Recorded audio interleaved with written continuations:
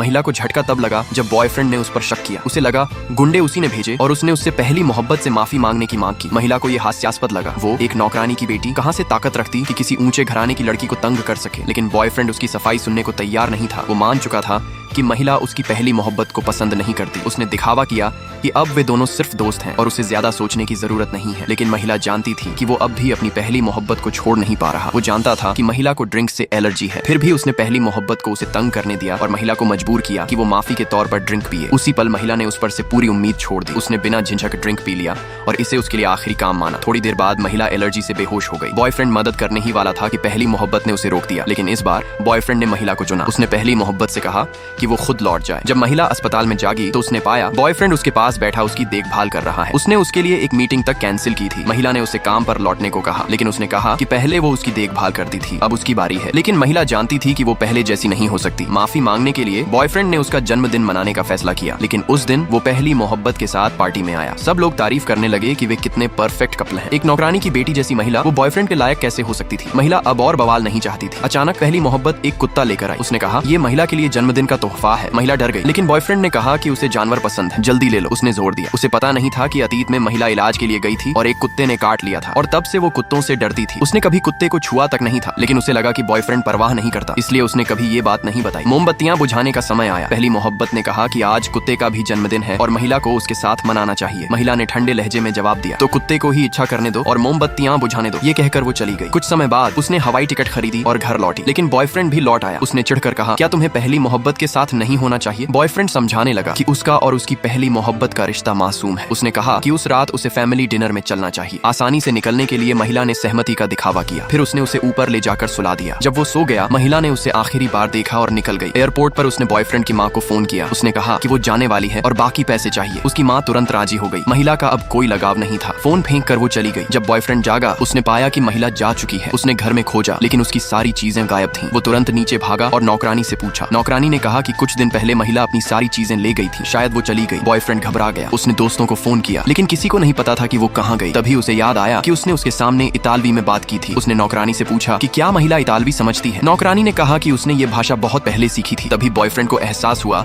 कि महिला को उसी समय से सब कुछ पता था। महिला सब छोड़कर चली गई। अब सवाल ये है कि क्या बॉयफ्रेंड उसे कभी ढूंढ पाएगा या उसकी सबसे बड़ी गलती हमेशा उसका पीछा करेगी। चैनल को सब्सक्राइब करो और कमेंट में लिखो गलती।